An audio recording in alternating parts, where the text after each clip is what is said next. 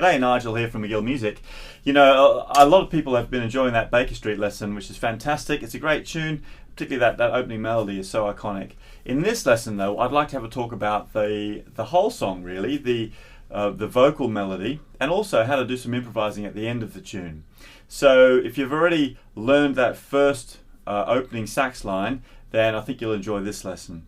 I'm going to use a backing track for this lesson, and I'm using a backing track from Martin Funderburk's Smooth Jazz backing tracks. And you can actually follow a link in the notes for the lesson where you can buy the backing track yourself and have a look. They're great over there, actually. Okay, cool. So I'll tell you what, let's jump straight in at where the melody starts on Baker Street, the vocal melody. And I'm going to play it for you first, and then we're going to look at the notes and learn how to play it. So it starts off with the vocals. On the music, this is at section A, and it sounds like this.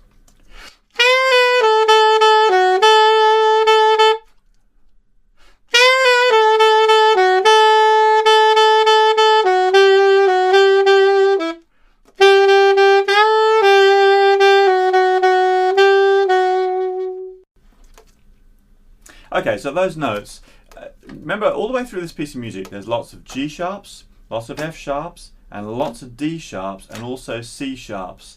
So just be aware of those, look out for them, because they happen all the way through.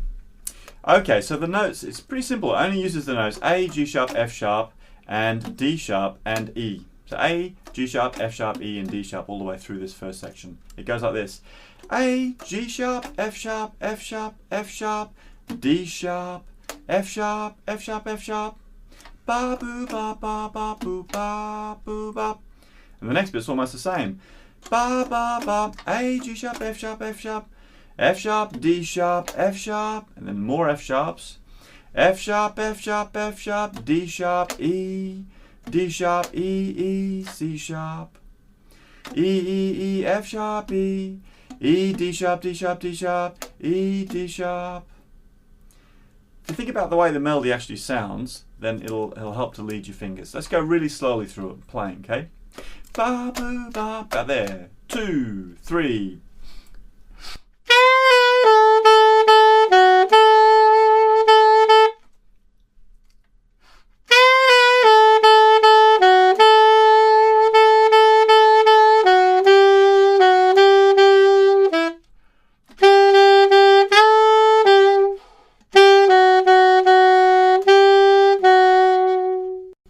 Okay, let's do it one more time, a little bit faster. 2, 3, 4.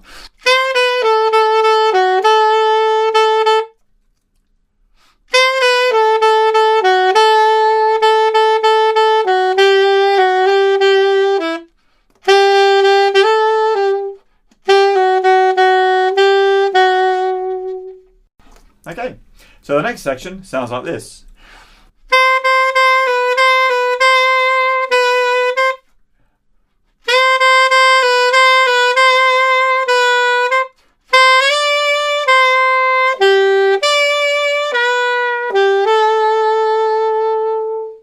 So the same kind of thing here. We're just using the notes A, G sharp, and then up to, actually goes from B, A, G sharp, F sharp, and E. It's only those notes. A, G sharp, A, G sharp, A, G sharp, A. And the next bit's almost the same. A, G sharp, A, G sharp, A, G sharp, A. And he goes up to A, B, up to high B, B, A, down to E, and then B, G sharp, E, F sharp. Let's try playing it slowly. 3, 4.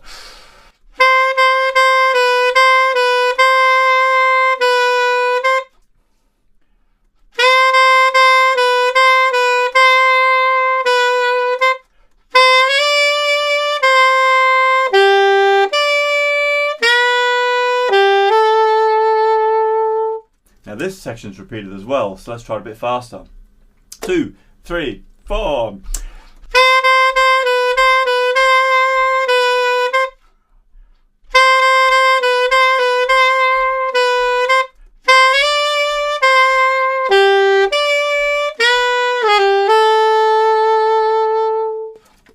Okay, cool. That's the whole of the melody, of the vocal melody.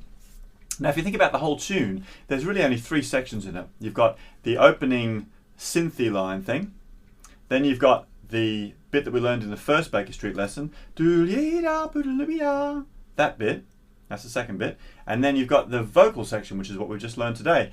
So the whole of the tune only uses those 3 sections, and it goes around and around in a bit of a loop. So let's quickly look at the geography of the piece of music now. If you grab your piece of music out and have a look at it, I want to just run through and point out a couple things on here, because these are useful things for you to be aware of. A lot of you already know about these anyway, but maybe a bit of a reminder. And if you're not familiar with them, then it'll be useful for you to know. Okay, so of course we're going to start in the top left-hand corner, and we work our way down through that the first section, then into the opening bit, all the way down to A. Now at A, that's where the vocal melody starts, and you'll notice that there's a double bar line with 2 dots around the last sort of 8 bars on the first line, first page, and those are repeat bars, and that means that we play that section from A to the bottom of the page twice. So you play it through once, and then you go back to A and you play it through again. Then we get onto the second page, and there's another repeat section there if you have a look. But this time it's a bit different, because at the end of the repeated section we've got a first time ending. But when we repeat back to the top of the second page, the second time we play through, we don't play the first ending, we play the second ending. And that brings us down into the middle solo section again. And we keep playing down through that second page until we get about 3 lines up from the bottom, and it says DSL coda. Now what this means is DS means dal segno, or the sign. So you go back to the sign, and then you go to the coda. Now in our piece of music, the sign is back at figure A, which is back on the first page where the vocal melody starts. So we go back to figure A, and we play through with our repeats again to the bottom of the first page, back to A again, onto the second page, play the first time ending, repeat back, play the second time ending, keep playing down the second page until we get down to bar 60 where it says to coda. And at this point we jump down to the coda, which is right at the bottom of the second page there, and we play from the coda all the way through to the end of the tune. And you notice there's another repeated section from bar 77, and that goes through to the end of the tune, and this time actually it says 4 times on that repeat. So we play that section 4 times. That's like a little improvising solo section. So I hope that helps. Now those things that we saw there, repeat signs, the DSL coda, and the coda sign of course, and then the first and the second endings, they're things that you're going to see a lot in music, so it's really good to be familiar with them. Okay, so I'm going to get the backing track going now, and going to try playing the tune all the way from the top all the way through to the end of the tune. And if you've got the backing track, you can play along with me or play along with the lesson. And I'm actually going to play that little synth line, but you don't have to, it's up to you. It's in the music if you'd like to play it. When we get to the end of the tune though, I'm going to stop because I want to have a talk to you about how we can do some improvising at the end. Okay, ready? Here we go.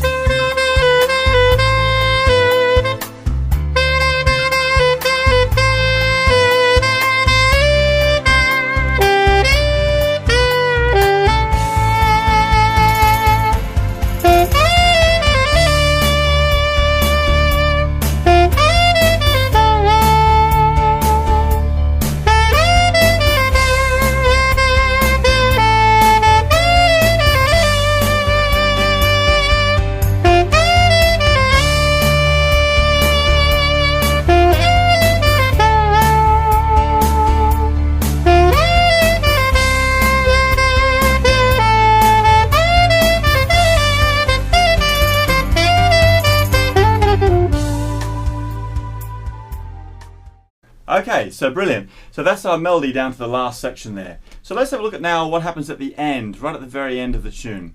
Remember, we've got that 4 times repeat section. And normally there'd be a bit of a solo there on the normal track. But let's look at how we can improvise ourselves using those notes. If you look at your music, what I've done is I've written out the chords on the music, and I've done the same 8 bars twice below, where I've written out some guide notes for you. So let's look at those notes now. Now these notes that I've written out, so this is the last 2 lines of the 3rd page. I've written out all the notes that you can use to make up melodies. Now these notes are all notes that will definitely work over those chords. So if you stick to these notes, you'll definitely be able to make up a melody that will work. They're simple chord tones. So what we're going to do now is just really slowly play through those notes and listen to what the sounds are like and see if we can get used to them under our fingers. So that first chord is a B chord, and we've got the notes B, C sharp, D sharp, E, F sharp, G sharp, A and B.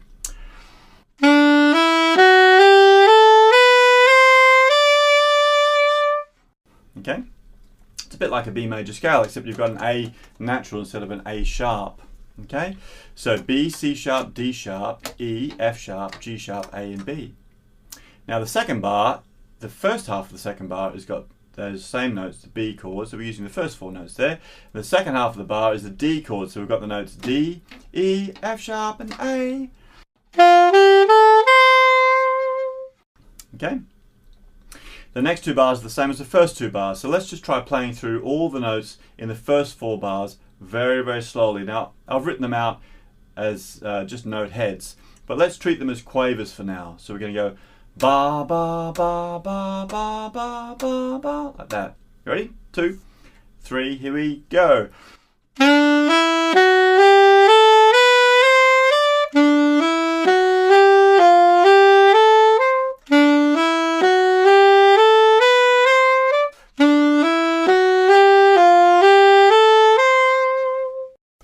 Okay, you can kind of hear the chords in what you're playing there, can't you? Because that's the same as the opening solo of Baker Street.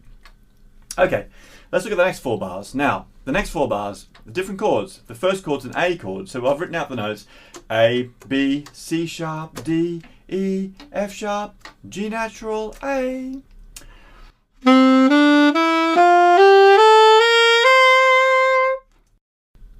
The next bar is an F sharp chord, so I've written out F sharp, G sharp, A sharp, B, C sharp, D sharp, E, F sharp.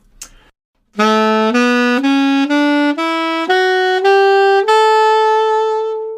then the last 2 bars, E, E, F sharp, G sharp, A, B, C sharp, D, E.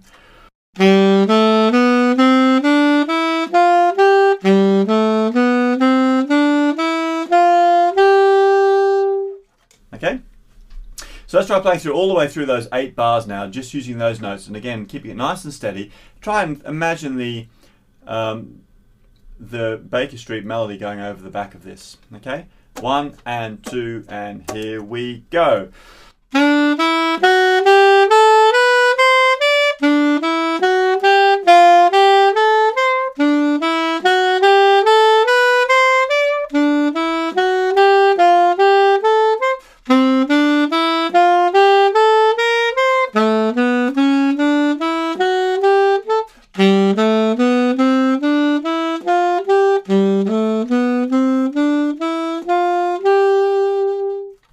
Okay, so there's loads of notes there for you to use when you're making up your own melodies.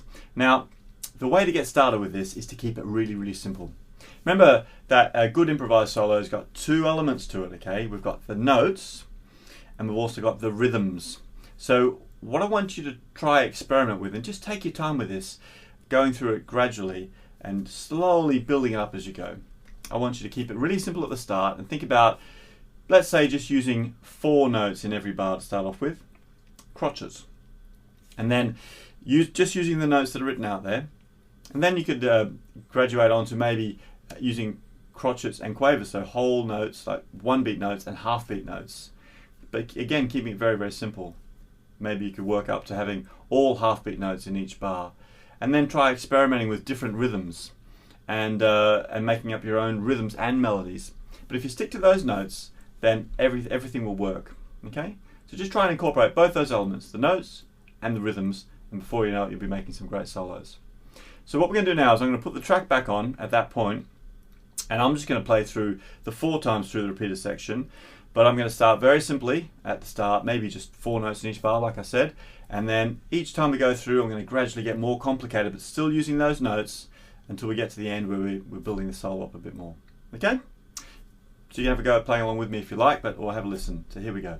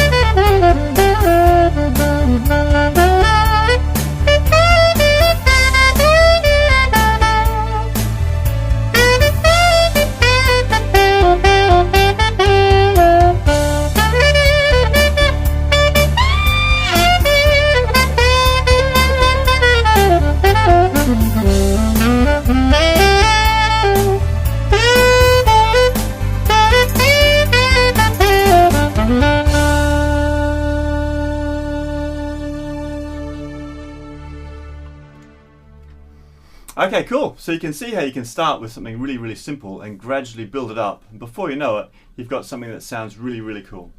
All right, well, hey, look, well done with that lesson. Good luck with practicing it, and I hope you have lots of fun with it, and I'll see you on the next lesson.